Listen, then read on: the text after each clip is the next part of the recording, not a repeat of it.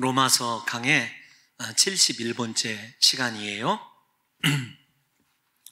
사도 바울은 로마서 14장 작게 이야기할 때 그렇습니다. 한 장 전체를 통하여 형제를 비판하지 말아라, 판단하지 말아라, 이렇게 교훈하고 있습니다. 교회 공동체의 하나됨보다 중요한 것이 없기 때문이라고 생각되어집니다. 제가 사도 바울의 이 로마서 12장에서부터 15장이 예수 그리스도의 산상수훈의 패턴을 따르고 있다, 이렇게 말씀드린 적이 있어요. 예수님께서 지난 시간에도 말씀드린 대로 마태복음 7장에서 형제를 비판하지 말아라, 이렇게 교훈하고 계시거든요. 근데 예수님은 마태복음 7장 1절에서 6절 딱 6절 정도만 형제 비판에 대해서 말씀하고 계시는데, 사도 바울은 무려 작게 보면 로마서 14장 한 장 전체를 다 할애해서 형제 비판에 대해서 금하고 있다는 것을 생각해 보면, 사도 바울이 교회의 하나됨에 거의 모든 것을 걸고 있는 듯한, 심지어는 비장한 분위기까지 느낄 수 있는 것을 보게 됩니다. 우리가 잘 아시다시피 로마서가 16장입니다. 그런데 14장, 15장을 거의 형제 사랑에 관해서, 형제를 비판하지 말아야 될 것에 대해서 이야기하고 있다면, 이게 굉장히 분량적으로 모든 것이 결정되는 것은 아니지만 중요하게 다루어지고 있다는 것을 저와 여러분들이 생각하셔야 되는 것이죠. 우리에게 지난 시간에 형제 비판에 대해서 사도 바울이 금할 때에 비본질적인 것, 즉 먹는 음식과 어느 일정한 날에 관해서는 믿음으로 자기 자신이 그것을 확정하였다고 한다면 자유할 수 있어야 된다. 비본질적인 것이기 때문에 그것에 대해서 형제의 어떤 믿음의 확정을 내 신앙의 기준과 관점 따라서 비판하거나 정죄하거나 판단해서는 안 된다라는 것을 저와 여러분들이 살펴봤어요. 그러나 우리가 익히 알고 있는 대로 본질적인 것, 진짜 말씀에 관한 것, 계명에 관한 것은 우리가 생명 내걸고 지켜야 된다는 것은 전제되어 있는 것입니다. 우리에게 비본질적인 것에는 언제나 자유롭게 믿음 안에서 결정할 수 있는 특별한 은혜와 또 그 은혜를 우리가 너그럽게 받아들일 수 있는 신앙의 성숙이 이루어져야 된다, 이렇게 말씀드리면서, 사랑하는 성도 여러분들에게 왜 비판하지 말아야 되는가? 비판은 사랑이 아니기 때문이다. 우리가 로마서 13장에서 배웠던 말씀 가운데 이런 말씀이 있죠. 형제를 사랑하는 것이 율법의 모든 요구를 다 이루는 것이다. 율법을 이루는 것이 사랑하는 것이다. 이렇게 배웠기 때문에 이 말씀은 형제 사랑적 관점에서 우리에게 이해가 되어야 되고, 형제를 사랑하기 위해서 가장 중요한 것은 비판의 시각을, 비본질적인 것에 대해서 비판의 시각을 버려라 라고 하는 것입니다. 하나님께서 우리들에게 요구하시는 것은 비판이 아닙니다. 모든 이들을 사랑으로 용납하고 받아들이는 것을 하나님이 명령하고 계시는 것입니다. 심지어 믿음이 연약한 자들까지도 사랑으로 품어주게 될 때 교회는 더욱더 주님의 뜻을 이루는 건강한 공동체로 성장해 가는 것이죠. 교회의 하나됨, 형제의 사랑, 이거보다 로마서에서 실천적인 성도의 덕목 가운데 중요하고 우선한 것은 없다라고 하는 것을 저와 여러분들이 깊이 생각하셔야 됩니다. 여러분, 신약에서만 그런 것이 아니라 우리가 시편에서도 하나님의 말씀을 따라 살아가는 것 중에 중요한 덕목으로 형제와 연합하고 동거하고 사랑하는 것이 얼마나 중요한지를 언급하고 있어요. 우리 시편 133편 1절 말씀 다 같이 한번 읽어보겠습니다. 시작. 보라, 형제가 연합하여 동거함이 어찌 그리 선하고 아름다운고. 아멘. 아멘. 이 세상에서요, 선하다, 아름답다라고 하는 것은 외적인 것이 아닙니다. 우리가 어떤 특별한 명품으로 치장하고 내가 어떤 모습으로 사람들에게 아름답게 여겨지는 것, 그거 아름다운 것이 아니라 하나님께서 가장 아름답게 여기시고 가장 선하고 하나님의 성품에 속한 것을 다른 것으로 얘기하는 것이 아닙니다. 형제가 연합하고 함께하는 것, 형제가 사랑하는 것이 이 세상에서 가장 선하고 아름다운 것이라고 하는 것을 시편 기자가 이야기하고 있습니다. 시편 기자뿐만 아닙니다. 우리가 사도행전을 보게 되면 오순절 성령 강림으로 온 하나님의 백성들이 교회를 이루게 되었을 때 그 교회의 이 구성원들에게 하나님의 성령이 임했으니까 얼마나 신비한 능력과 은사가 많이 나타났겠습니까? 그런데 이게 중요한 이야기예요. 사도행전을 자세히 읽어보시면 신비한 능력과 기적을 행하시는 분들은 대부분 사도들이나 교회 지도자들입니다. 평신도들은 그것을 초월해 있어요. 무슨 말이냐면 그들은요, 분명히 그들에게도 성령의 은사가 있었을 거예요. 그런데 그 은사의 열매까지도 이룬 것을 보게 돼요. 그 은사의 열매가 어떤 거냐? 성령이 내게 임하여서 나에게 은사가 있다고 한다면 그 은사가 어떤 열매를 맺어야 되냐면 형제가 매일 가정교회에서 모여서 성찬을 나누고 심지어는 사랑으로 가족됨을 선언할 뿐만 아니라 그 공동체, 가족된 공동체를 위하여 자기의 물질까지도 다 희생하는 모습을 사도행전 1장에서 4장까지 여러분들이 읽어보시면 구체적으로 만나실 수 있습니다. 사랑하는 성도 여러분, 성령으로 변화받고 성령의 능력과 은사를 받은 그들에게 가장 중요한 것이 무엇이 되었냐면 교회의 하나됨이 자리하게 된 것입니다.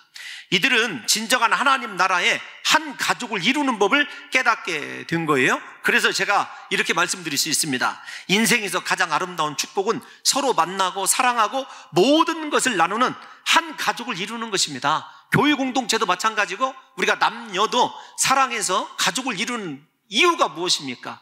정말로 하나님의 사랑이 임재하고 그 사랑 안에서 가족됨을 날마다 확인하는 인생을 살아가는 것이 복되고 아름다운 인생이라는 거예요.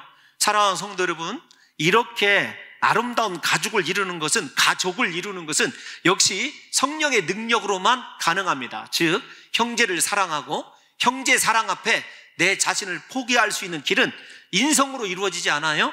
성령이 우리에게 임했을 때 내 자신을 포기하고 하나님의 말씀대로 다른 사람을 사랑할 수 있는 힘과 능력이 공급되어지게 되는 것입니다. 저는 이 말씀을 준비하면서 오늘 우리 교회에 다시 한번 오순절 성령이 강력하게 임재하심으로 우리가 이 땅 가운데서 가장 선하고 아름다운 교제와 동거, 연합을 이루는 한몸된 공동중앙교회를 이루어지기를 예수님의 이름으로 축원합니다. 오늘 그것을 많이 묵상을 했어요.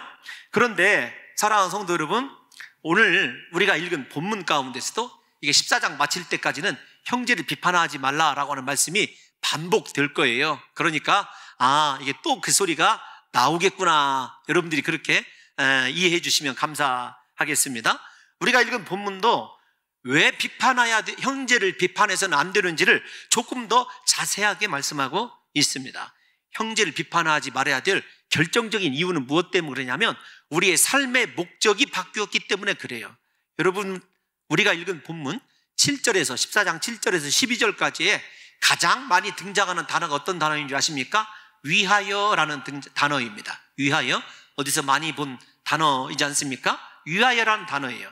나를 위하여 살아가는 인생이 아니라 예수 그리스도를 위하여 살아가는 인생으로 삶의 목적이 바뀌었다라는 것을 이야기합니다. 결론적으로 미리 말씀을 드리면 내가 예수 그리스도를 믿었습니다. 그 믿음이 진짜라고 한다면 나를 위하여 살지 아니하고 예수 그리스도를 위하여 살아요. 예수님의 것으로 살아갑니다. 그 예수님의 것으로 살아가야 되는 가장 결정적인 계기가 어떤 것이냐면 한몸 된 지체, 그리스도를 머리로 하는 우리가 서로가 교회를 이루는 지체가 되었기 때문에 형제를 사랑하고 비판하지 말아야 된다라는 거예요. 왜냐하면 그 이유가 다시요, 예수님의 소유되었기 때문에, 예수님을 위하여 살아가는 존재가 되었기 때문에 그런 것입니다. 다시 7절을 좀 띄워놔 주시면 이런 거예요. 우리 중에 누구든지 자기를 위하여 사는 자가 없고 자기를 위하여 죽는 자도 없도다. 여러분, 이거 잘 생각하셔야 됩니다. 내가 예수를 믿었습니다. 그렇다고 한다면 나를 위하여 살고 아직도 나를 위하여 판단한다고 한다면 내 믿음이 어딘가 부족하거나 잘못되었다라는 것을 사랑하는 성도 여러분들과 제가 좀 깊이 심각하게 고민해 봐야 돼요. 인생에서 사는 것, 죽는 것보다 중요한 문제가 어디가 있습니까? 여러분, 살기 위해서 그토록 때로는 수모도 당하고 멸시도 당하면서 직장 생활하고 힘들게 노력하고 살아가는 것 아니에요? 그런데 그 살아가는 이유가 먹는 것 때문에 혹은 사람 때문이 아니라 예수 그리스도를 위하여 그렇게 해야 된다는 겁니다. 우리 인생에 가장 두려운 것이 죽음 아닙니까? 그런데 그 죽음조차도 나를 위하여 선택해서는 안 되고 하나님의 영광, 예수 그리스도를 위하여 선택해야 된다는 것을 생각해 보면 사도 바울이 인생의 목적이 예수 그리스도를 위하여 바뀐 사람들에게 나타나는 현상이 어떤 것이어야 되냐면 예수님의 소유답게 예수님의 사랑을 실천하는 삶을 살아야 된다라고 하는 것을 우리에게 역설적으로 오늘 본문 7절에서 12절을 통해서 이야기하는 것입니다. 사랑하는 성도 여러분, 8절도 한번 볼까요? 8절을 미리 한번 읽어보겠습니다. 시작. 우리가 살아도 주를 위하여 살고 죽어도 주를 위하여 죽나니 그러므로 사나 죽으나 우리가 주의 것이로다. 아멘. 아멘. 믿음의 진정한 정의가 나를 위하여 사는 것이 아닙니다. 주를 위하여 살고 죽어도 주를 위하여 죽는 거예요. 그래서 저와 여러분들이 먼저 선언을 해야 됩니다. 내 삶의 목적이 예수 그리스도를 위한 것이다. 그리고 다시 정의를 해보면 삶과 죽음보다 중요한 문제는 없어요. 가장 중요한 삶과 죽음의 문제를 해결해 놓은 사람은 그 다음 덜 중요한 것들에 대해서는 얼마든지 자유할 수 있는 것 아니겠습니까? 죽음 문제를 해결하는 사람이 못할 일이 무엇이 있습니까? 두려울 것이 무엇이 있겠느냐고요. 그 삶과 죽음이 가장 중요한 문제라면 예수 그리스도 안에서 그 삶과 죽음의 문제를 해결해 놓은 우리에게 그 다음 덜 중요한 문제들은 얼마든지 자유할 수 있다라는 이야기를 사도 바울이 하고 있는 것입니다. 그러므로 사랑하는 성도 여러분들과 제 인생이 나를 위한 인생이 아니라 주님을 위한 인생이 맞다고 한다면 우리의 모든 삶이 주님께 속하여야 되고 주님께서 심지어 자신을 모욕하고 채찍질하고 못 박는 자들까지도 용서하고 사랑한 것처럼 사도 바울이 내면에 이야기하고 있는 것은 우리에게 그렇게 형제를 사랑하는 그 열매가 당연하게 나타나야 된다는 것입니다. 왜 그러냐면 우리의 모든 것이 다 주님의 것이기 때문에 그렇습니다. 우리의 모든 것이 다 주를 위한 것이 될 때 우리는 다시 말씀을 드리지만 비본질적인 것에 대해서 얼마든지 자유할 수 있어요. 비본질적인 것에 대해서 자유하지 못하는 사람의 특징이 어떤 것이냐면 아직도 인생의 목적이 자기를 위한 인생일 뿐만 아니라 내 인생이 주님의 소유가 되었다라는 것을 부인하는 사람이 여러분 비본질적인 것에 대해서 자유하지 못한다는 것입니다. 그런데 우리는 주님을 위한다고 생각하면서도 실제로는 나에게 유리한 대로 그리고 내가 좋아하는 대로 결정하고 판단하는 삶을 살기를 좋아합니다. 여러분 이야기가 아니라 저에 관한 이야기이기도 해요. 그래서 이 말씀을 묵상하다가 제가 구약에서 한 인물을 떠올리게 되었습니다. 이 사람의 생애를 살펴보면서 사랑하는 성도 여러분들과 제가 하나님의 것으로 산다는 것이 얼마나 두려운 일인지 한 가지와 두 번째입니다. 정말로 우리가 그리스도의 소유가 되었다고 한다면 오직 하나님의 거룩을 드러내는 것이 얼마나 중요한지를 함께 생각해 보려고 해요. 우리가 민수기 20장 한번 읽어보실 텐데 20장 10절 모세 이야기를 여러분들에게 한번 들려드리고 싶어요. 모세가 가데스 바네아에서 물 때문에 백성들이 다투어 원망할 때 저렇게 이야기하거든요. 우리 10절 한번 읽어보겠습니다. 시작. 모세와 아론이 회중을 그 반석 앞에 모으고 모세가 그들에게 이르되 반역한 너희여 들으라. 우리가 너희를 위하여 이 반석에서 물을 내랴 하고. 잘 들으십시오. 위하여라는 말이 어떻게 쓰이는지도 잘 생각하시고 모세가 이스라엘 백성들에 대해서 어떻게 판단하고 비판하는지를 10절에서 기억하고 계셔야 됩니다. 어쨌든 저 원망과 불평을 모세가 하면서 어떻게 했냐면 반석을 2번 쳐서 물이 나므로 백성들이 짐승들과 함께 물을 마시게 되죠. 그때 물을 마시게 하고 난 이후에 하나님께서 모세에게 진노하십니다. 12절 말씀 함께 읽겠습니다. 12절 시작. 여호와께서 모세와 아론에게 이르시되 너희가 나를 믿지 아니하고 이스라엘 자손의 목전에서 내 거룩함을 나타내지 아니한 고로 너희는 이 회중을 내가 그들에게 준 땅으로 인도하여 드리지 못하리라 하시니라. 아멘. 여러분 저 말씀을 잠깐만 띄워놔 주십시오. 적어도 지금 이 순간만큼은 하나님께서 모세에게 뭐라고 얘기하셔요? 너 믿음 가짜다. 너 나를 믿지 않는 것이다. 분명하게 하나님께서 얘기하십니다. 하나님이 말씀하시니까 진리죠. 모세가 얼마나 믿음의 사람입니까? 그가 홍해바다를 갈랐어요? 하나님께 은혜로 우리가 잘 아는 대로 지금 이스라엘 백성들을 이끌어내기 전에도 애굽에서 10가지 재앙을 하나님께서 그를 통해서 행하신 분이에요. 그런데도 불구하고 모세에게 뭐라고 얘기하셨냐면 너 믿음 없다, 나를 믿지 아니었다, 이렇게 이야기합니다. 우리가 로마서가 오직 의인은 믿음으로 말미암아 살리라 라고 하는 주제를 살펴보고 있다는 것을 생각해 보면 우리에게 모세가 믿음 없다고 판단받은 것과 로마서 14장에서 믿음 없는 것이 어떤 것인지를 함께 비교해 보려고 하니까 저 말씀을 좀 기억해 두시라는 것입니다. 뿐만 아닙니다. 모세에게 하나님께서 이렇게 이야기합니다. 너는 내 거룩함을 나타내지 아니하였다. 두 가지예요. 우리가 곰곰이 생각해야 될 것이 어떤 것이냐면 모세는 왜 믿음 없는 사람이 되었느냐라고 하는 거예요. 첫 번째로 모세가 왜 믿음 없는 사람이 되었냐면 10절에 보면 하나님께서는요 이스라엘 백성들을 모세에게 이르되 반역한 너희여, 그들이 반역을 했든지 순종을 했든지 판단하라고 판단자로 모세를 세운 것이 아니라 그들을 이끄는 인도자로 세웠어요. 하나님과 이스라엘 백성들의 중보자로 세우신 것입니다. 왜 그에게 믿음이 없었냐고 하냐면 하나님께서 자기 자신에게 주신 직분의 권한을 초월해서 월권해서 이스라엘 백성들을 판단하고 심판했기 때문이라는 사실을 여러분들이 먼저 심각하게 생각하셔야 됩니다. 두 번째, 모세의 분노가 반석을 두 번 치면서 내가 너희에게 물을 내랴 이렇게 외쳤던 모세의 분노가 하나님을 위한 것인지 자기 자신을 위한 것인지를 좀 생각해 보자는 거예요. 제가 지금까지 위하여라는 말이 얼마나 중요한지를 함께 생각해 보자고 말씀드렸지 않습니까? 사랑하는 성도 여러분, 거기에다 하나만 더 우리가 역으로 생각해 보십시다. 너희 반역한 무리여를 외칠 수 있는 분이 모세입니까? 하나님이십니까? 화를 내셔야 될 분이 하나님이십니까? 모세입니까? 모세는 하나님을 위하여 화를 냈습니까? 자기 자신을 위해서 화를 냈습니까?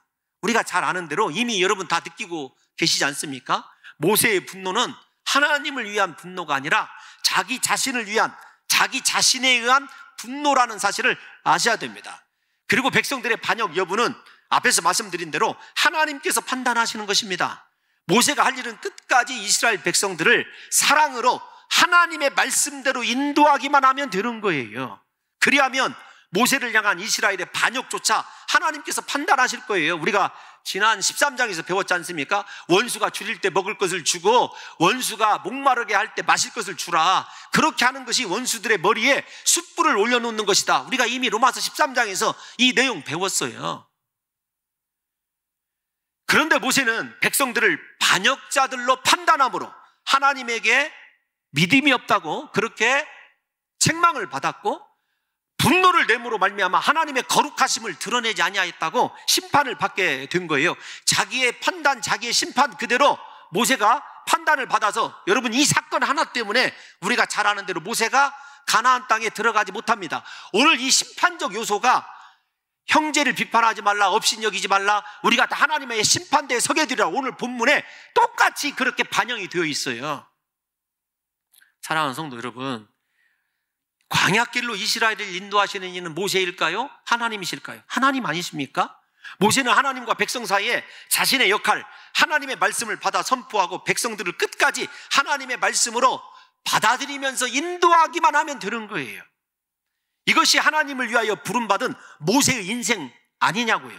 그러나 그 순간 모세는 하나님을 배제하고 백성들을 심판하고 정죄하였습니다. 그 결과가 어떤지는 여러분들과 제가 지금도 살펴보았고 잘 알고 있다는 것이죠. 우리 인생의 최고의 은혜가 무엇인 줄 아십니까? 주를 위하여 살아가는 자들로 선택받았다는 거예요.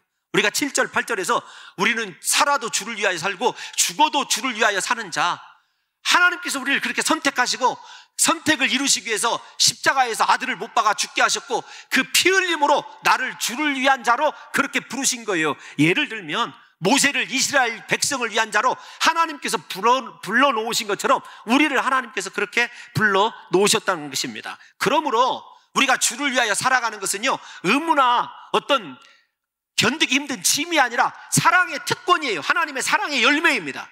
그래서 정말로 하나님을 사랑하는 자는요, 내가 주님을 위하여 살아가는 존재라고는 그 사실이 너무도 행복한 거예요. 저 같은 경우는 여러분 외람되지만 세상에 수많은 일들이 많이 있지만 목회자가 되게 한 건 하나님의 크고 놀라운 저를 향한 축복이라고 생각하고 있어요. 그것 때문에 행복하거든요. 여러분 사랑하는 거 한번 생각을 해보세요. 사랑이라는 거, 우리 여기에 계신 가장들, 요즘에는 아내들도 함께 일을 하는 경우가 많이 있습니다만, 힘들고 어려워도 왜 참아냅니까? 사랑하는 가족들이 있기 때문 아니에요? 마찬가지입니다. 우리가 정말로 하나님을 위하여, 하나님을 사랑한다면 하나님을 위하는 그 일이 내게 짐이 되지 않아요. 억지가 되지 않습니다. 즐거움이 되고 기쁨이 되는 거죠. 그래서 형제 사랑도 하나님께서 우리에게 부탁하신 일들 가운데 사실은 가장 작은 일이에요. 생명도 주님 앞에 드리겠다고 날마다 약속하고 헌신하는데, 주님이 더 형제 용납하고 사랑하는 그 일이 생명을 드리는 일과 어느 것이 큽니까? 사실은 당연히 생명을 드리는 일이 크죠. 그러므로 형제 사랑하는 일은 어떻게 보면 하나님 입장에서 보면 우리에게 너무도 당연한 일이고, 주님을 위하여 살아야 된다고 결단한 사람이라고 한다면 교회의 하나됨이 얼마나 중요한지를 알기 때문에, 더 큰 하나님의 영광, 교회의 하나됨 때문이라고 한다면 형제를 얼마든지 사랑하고 받아들여야 된다는 것입니다. 그러므로 사랑하는 성도 여러분들과 제가 우리 인생의 최고 은혜와 복의 하나님을 위하여 살아가는 인생이 되었다라는 것임을 여러분 다시 깨달아야 된다는 것입니다. 우리는 하나님께서 주님의 핏값으로 사신 하나님의 소유예요. 내 것이 아닙니다. 이제부터 인생 내 것이 아니라 하나님의 것이고, 하나님의 뜻대로 살아야 되고, 하나님께서 우리에게 요구하시는 작은 뜻이 무엇이냐면 형제를 용납하고 비판하지 말고 사랑으로 받아들이라는 것입니다. 저와 여러분은 나를 위하여라는 삶은 이미 십자가의 못을 박은 사람들이에요. 세상은 우리에게 너 자신을 사랑하라, 너를 위하여 살아라, 너보다 소중한 존재는 없다 이렇게 이야기하지만 우리는 그렇지 않습니다. 우리 인생 하나님을 위하여 살아가는 것이 믿음의 결정적인 요소예요. 정말로 내 믿음이 진짜라고 한다면 7절 8절 말씀대로 나는 주를 위하여 살아야 되는 자인 것입니다. 고린도 후서 5장 15절 말씀을 한번 읽어보겠습니다. 시작. 그가 모든 사람을 대신하여 죽으심은 살아있는 자들로 하여금 다시는 그들 자신을 위하여 살지 않고 오직 그들을 대신하여 죽었다가 다시 살아나신 이를 위하여 살게 하려 함이라. 아멘. 아멘. 잠깐만 띄워놓으세요. 여러분, 제 말이 아니라 성경에 그렇게 기록하고 있어요. 정말로 예수 그리스도가 나의 죄를 위하여 십자가에 못 박혀 죽으시고 나를 그분의 것으로 삼았다는 사실을 믿는 사람은요, 자기 자신을 위하여 살지 않습니다. 오직 예수 그리스도를 위하여 살아요. 그리고 그분의 말씀을 실천하기 위해서라고 한다면 내 자신이 이미 십자가에 죽어졌기 때문에 내 감정과 이성으로 맞서는 것이 아닙니다. 하나님의 말씀이라고 한다면 무조건 순종하게 되어 있어요. 그러면 다시 점검을 해보십시다. 네 번째 점검하는 거예요. 사랑하는 성도 여러분들이 예수 그리스도를 믿음으로 구원받았다고 하는 거 무엇으로 입증하실래요? 내 인생의 목적이 어디에 있는지를 보면 알아요. 돈이 주인인 사람은 돈을 위해서 살아갑니다. 쾌락이 주인인 사람은 쾌락만을 위해서 살아가요. 그런데 정말로 믿음이 진짜 믿음인 사람은 주님만을 위하여 살아가게 되어 있습니다. 여기 있는 홍 목사의 말이 아니라 성경에 그렇게 기록하고 있지 않습니까? 그래서 저와 여러분들이 정말로 주님을 위하여 살아가는 사람이 되었다고 한다면 하나된 공동체, 교회의 하나됨보다는 중요한 것이 없다라고 하나님께서 그렇게 말씀하시는 그 일을 이루기 위해서 형제를 비판하지 말고 사랑해야 된다는 것입니다. 무엇보다도 사랑하는 성도 여러분, 우리는 모든 판단을 하나님께 맡겨야 돼요. 모세가 실수한 것이 그런 것 아니겠습니까? 우리가 삶과 죽음의 분명한 이유와 목적이 그리스도께로 정하여진 사람이라고 한다면 오직 그리스도를 위하여 살아가는 사람에게 분명히 생겨나야 될 가치관이 어떤 것이냐면 모든 판단은 하나님이 하신다는 거예요. 모든 판단은 하나님이, 내가 하는 것이 아니라 우리는 내가 할 수 있다고 생각하는 판단 그 자체를요 하나님께 맡겨놓아야 진정한 믿음의 사람인 것입니다. 그리스도인이 누구인 줄 아십니까? 제가 그리스도인이 누구인가를 여러분들에게 좀 설명하기 위해서 하르낙이라고 하는 유명한 독일의 신학자 이야기를 좀 들려드리고 싶어요. 뭐라고 얘기하냐면 그리스도인은 누구인가? 하나님을 아버지로, 자기 자신을 하나님의 자녀로, 이웃을 그리스도 안에 형제로 생각하는 사람이 바로 그리스도인이다. 하나님이 내 아버지시고 나는 하나님의 자녀이고 여기에 같이 예배를 드리고 또 내가 만나는 모든 이웃이 내 형제라고 그냥 자연스럽게 인정되는 그 사람이 그리스도인이다, 이렇게 얘기하고 있어요. 만약에 내가 그리스도인이라고 입술로는 고백하면서 하나님의 자녀라고 하는 것이 믿어지지 못하거나 하나님이 내 아버지란 사실이 믿어지지 아니하여서 기도도 하지 아니하고 게으르거나 혹 행여 다른 지체가 내 형제라는 사실이 본능적으로 느껴지지 못한다면 내가 그리스도인인지 아닌지를 다시 한번 점검해 봐야 한다는 것입니다. 이 그리스도인에 대해서 생각하다가 제가 신약에서 떠올린 비유가 예수 그리스도의 탕자의 비유예요. 탕자의 비유 잘 아시는 비유 아닙니까? 누가복음 15장에 나오는 이야기인데, 탕자를 둘째 아들이지 않습니까? 작은 아들이 아버지의 유산을 미리 받아가서 허랑방탕하고 심지어는 이제 전락하게 돼서 다 망하게 되었죠. 돼지 쥐염 열매를 먹고 살다가 아버지 집으로 돌아옵니다. 그런데 아버지는 그를요 두 팔 벌려 환영을 합니다. 가락지를 다시 끼우고 새 옷을 입히고 신발을 입히고 잔치를 베풉니다. 그런데 형은 어떻게 하냐면, 아버지와 살림을 장녀들과 함께 삼켜버린 이라고 동생에 대해서 비판하고 정죄하고 판단합니다. 그때 아버지가 이렇게 얘기하죠. 내 동생은 죽었다가 살아났으며 잃었다가 얻었다. 그러므로 함께 즐거우는 것이 마땅하다. 아버지가 그렇게 얘기해요. 즐거우는 것이 마땅하다. 그런데 이 형은요, 아버지가 받으시고 영접하였던 그 둘째 아들을 그렇게 생각하지 않아요. 자기의 관점에서 나는 아버지 집에서 열심히 일하고 죽도록 충성했는데 나를 위해서는 염소 새끼 한 마리 친구들을 위하여 잡아주지 않았습니다. 그런데 내 동생은 아버지의 재산을 창교와 함께 먹어버린 자입니다. 계속해서 아버지의 뜻을 저버리고 자기만의 고집과 의식으로 동생을 비판하고 판단합니다. 사랑하는 성도 여러분, 만약에 큰아들이 정말로 아버지를 제대로 믿고 섬기는 사람이라고 한다면 아버지가 원하는 것이 무엇인지를 알았어야 됐어요. 그러니까 당연히 아버지와 함께 동생을 영접해야 되죠. 자기의 마음에 영접하고 싶은 마음이 없어도 아버지가 영접했으니 영접하는 거예요. 아버지가 큰형에게 원하는 것은, 큰아들에게 원하는 것은요, 일이 아니었습니다. 무엇이냐면 아버지의 마음을 깨달아 아버지와 함께하는 것이었어요. 그러므로 이 탕자 비유에서 제가 볼 때 진짜 탕자는 누구냐면, 아버지 집에서 충성하고 있고 겉으로는 흠잡을 데 없이 살아간 큰아들이 탕자라는 사실이에요. 그 형은, 큰아들은 아버지 집에서 아버지를 위하여 사는 것 같아도 아버지가 무엇을 원하는지를 모르고 살아가는 사람이었습니다. 그리고 아버지가 그토록 염원하시는 동생과의 재회조차 못마땅해서 정죄하고 비판하는 그 사람이 진짜 탕자가 아니냐고요. 혹시 이 비유를 들으시면서 우리의 모습이 이 형의 모습이 아닌지, 이 큰아들의 모습이 아닌지를 좀 생각해 봐야 됩니다. 다른 사람보다 아버지를 위하여 열심히 일하고 삐뚤어지지 않게 성실하게 살아가며 헌신한다고 하면서 정말 중요한 신과 의, 즉 사랑과 자비를 버린 형의 모습이 우리의 모습이 아닌지를 생각해 보자고요. 그래서 교회에서 열심히 봉사하고 헌신하는 사람들이 주의해야 될 것이 바로 내가 탕자의 비유에 큰아들이 되지 않도록 여러분 주의해야 되는 거죠.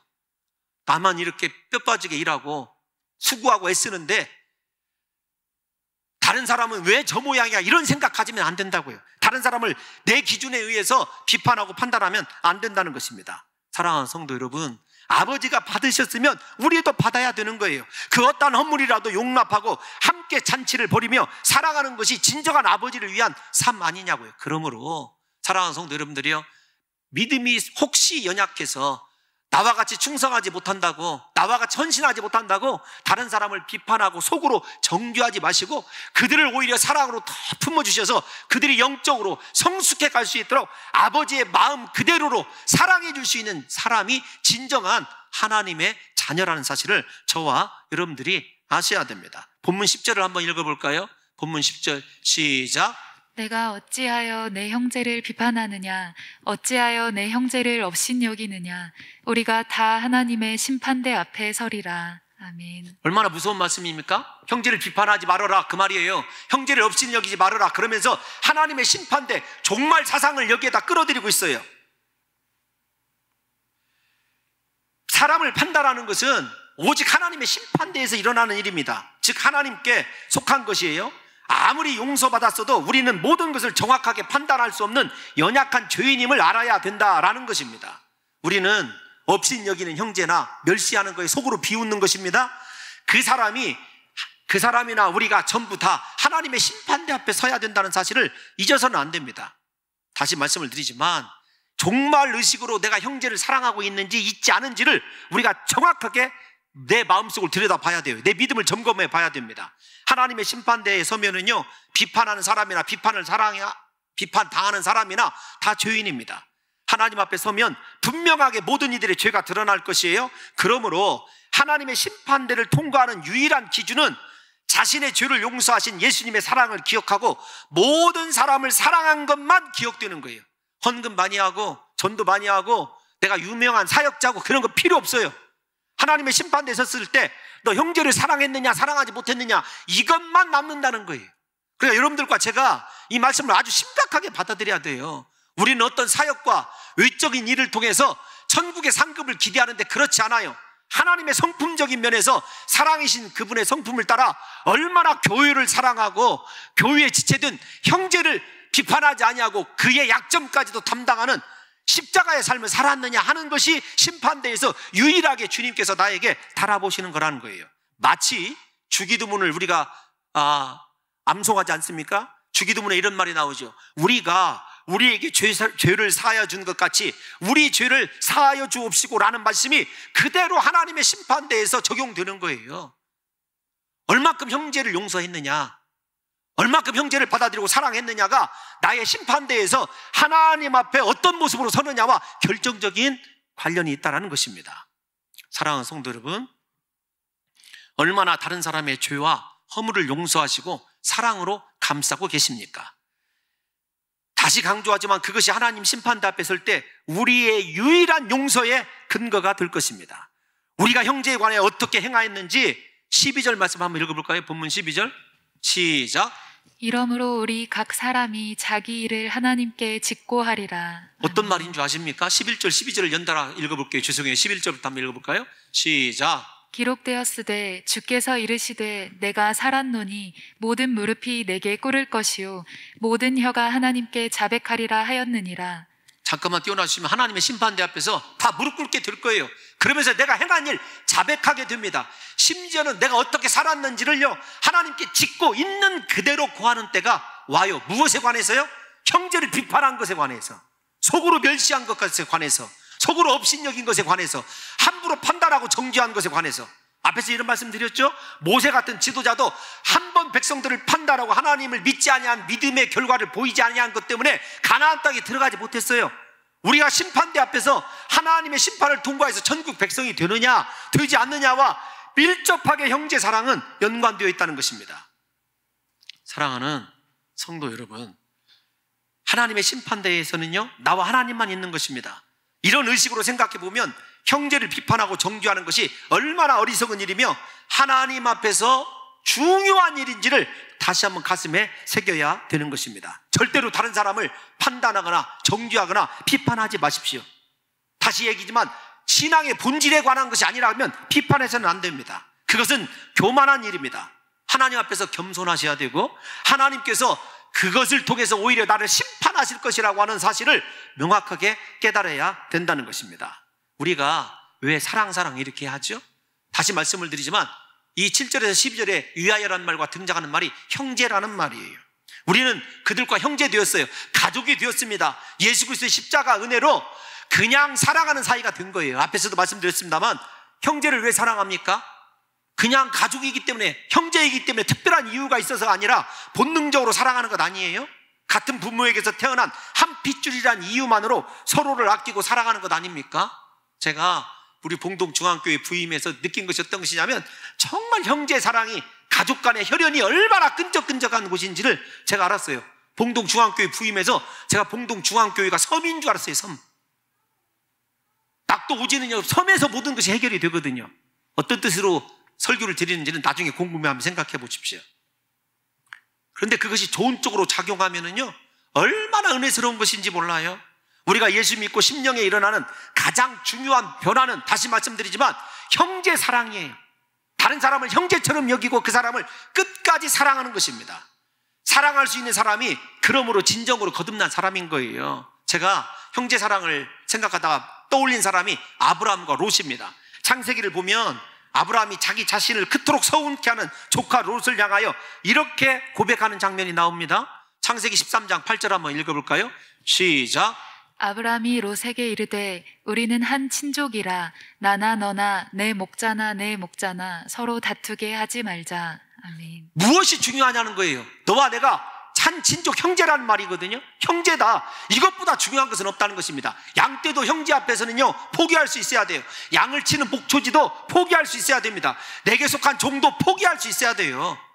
아브라함은 포기합니다. 왜 그걸 포기하냐면 너와 내가 형제이기 때문에 나는 종도 포기하고 목초지도 포기하고 양도 포기한다는 거예요. 다시 말씀드리지만 양을 치는 일이나 목축지를 차지하는 일보다 더 근본적으로 중요한 것은 서로 한 가족, 형제라는 사실이 중요하다는 것을 아브라함이 고백하고 있는 것입니다. 형제 사랑을 위하여라면 모든 것을 버리고 희생하는 아브라함을 볼 수가 있는 거지요. 아브라함이 나중에 어떻게 역전되어서 크게 축복받았는지는 저와 여러분들이 잘 알고 있는 사실 아닙니까? 이 세상에서 우리가 형제 되었다, 한 교회 되었다, 하나의 교회다라는 사실보다 중요한 일은 없다라고 제가 로마서 12장을 강의할 때 여러분들에게 말씀드렸습니다. 그러므로 형제를 비판하거나 정죄하거나 미워함으로 업신여기지 마십시오. 상처 주지 마십시오. 그러다 급기야 얼굴조차 외면하는 관계가 되면 영적으로도 돌이킬 수 없는 죄를 범하는 것임을 깨달아 분명히 알아야 됩니다. 끝까지 사랑하시고 우리는 서로를 돌보고 격려하며 위로하는 사이가 되어야 해요. 먼저 손을 내미는 사람이 되어야 됩니다. 제가 일부 때도 말씀을 드렸는데 여러분 같은 목회자인데도요 먼저 손을 내밀기가 얼마나 어려운지 몰라요. 같은 목회자끼리도. 성도에게는 하물며 얼마나 더 어렵겠습니까? 목회자가 얼마나 교만한지. 그런데 용기를 내서 손을 내밀었어요. 그 사람이요 어떻게 반응하냐면 그래 네가 당연히 잘못했지. 그것이 더 견디기 어려운 거예요. 지가 정말 잘한 줄 알아요. 손을 내밀었다가도 죄송하지만 뭐라고 얘기하는지 분명히 잘 알고 계시죠? 하나님은 저런 전화기를 들어도 저런 신령한 전화기를 들고 다녀야 돼요. 그 사람의 영성을 알 수 있는 거예요. 영성을.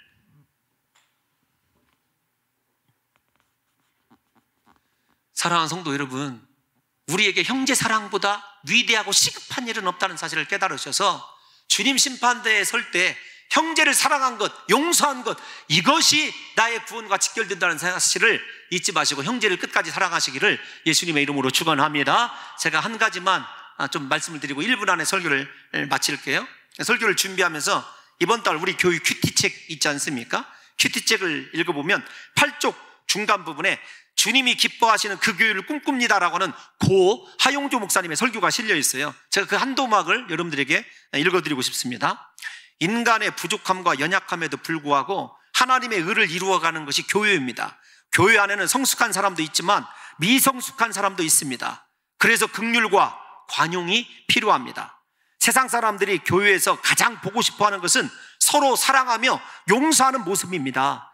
교회 바닥에 누군가 실례를 했다고 가정해 봅시다. 고약한 냄새가 나는데 그 앞에서 누가 그랬느냐고 따져봤자 무슨 유익이 있습니까? 먼저 발견한 사람이 치우면 그만입니다. 교회는 이것저것 따지는 곳이 아니라 사랑하고 용서하는 곳입니다. 제가 우리 성도님들과 함께 큐티책 이렇게 제작해서 매일 새벽마다 하고 있지 않습니까? 이 내용을 읽으면서 하나님, 우리 교회가 어떤 더러움도 서로 다 미루고 탓하는 것이 아니라 치울 수 있을 뿐만 아니라 형제의 하나됨을 주님 오시는 그날까지 이름으로 말미암아 우리 교회를 하나님께서 말세지 아래 찾으시는 그 한 교회 될 수 있도록 하나님께서 기뻐하시는 그 교회를 꿈꾸고 있는 우리들 아닙니까? 그 교회를 저와 여러분들이 형제를 사랑함으로 이뤄내는 역사가 있으시기를 예수님의 이름으로 축원합니다.